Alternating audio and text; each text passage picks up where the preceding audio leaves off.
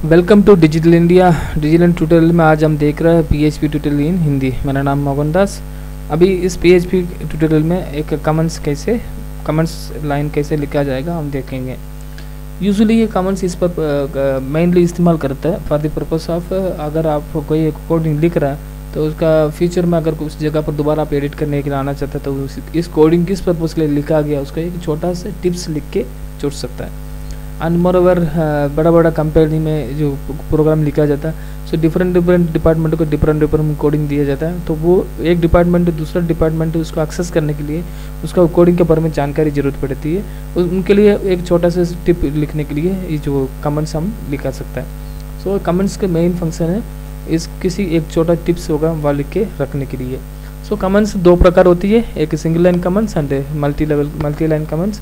सो single line comments क्या होता है, तो स्टार्टिंग एक जो बैक स्लैश है उसको बैक स्लैश को दो बैक स्लैश डाल देना, दो बैक स्लैश डाल के यहाँ आप यहाँ लिखा दिस इज माई PHP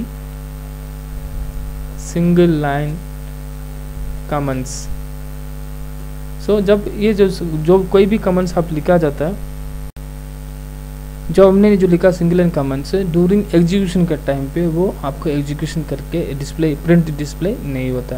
ये just only for code editing करते मात्र हम इसको देख सकता है। सो अभी एक चाहे तो अभी एक बार रन करके देखिए। सो मैंने रन कर रहा हूँ, देखिए वो वाला कमेंट्स लाइन अभी आपके पास नहीं आया। अगर जब मैंने उस कमेंट्स को एको करना चाहता है तो जो हमने लिखा उस कमेंट को एको करना चाहता है तो आप सिंपली एको दो लाइन है उसको निकाल देना, एक जो सिंडेक्स है दो कोटेशन के बीच में उसके लिख के अभी आप इसको एको करके देखिए, अभी ये जो लाइन एको हो जाएगा।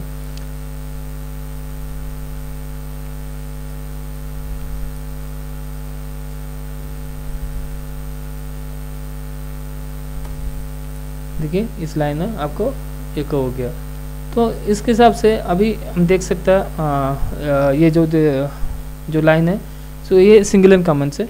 अभी ये जो कोडिंग अभी एको करके दिखाया है इसको आप ब्रेक करना चाहता है, मुझे एको करके दिखाना नहीं है बट प्रोग्राम में रहना जरूरी है चाहता है, तो आप कोई भी प्रोग्राम को एग्जीक्यूशन से स्टॉप करने के रोकने के लिए आप सिंपल से एक दो बैक स्लैश डाल के इस कोडिंग को आप रुक सकता है। इसी के लिए जब दो बैक स्लैश डाल देगा तो ये सिंगल लाइन कमेंट से कन्वर्ट हो जाता है।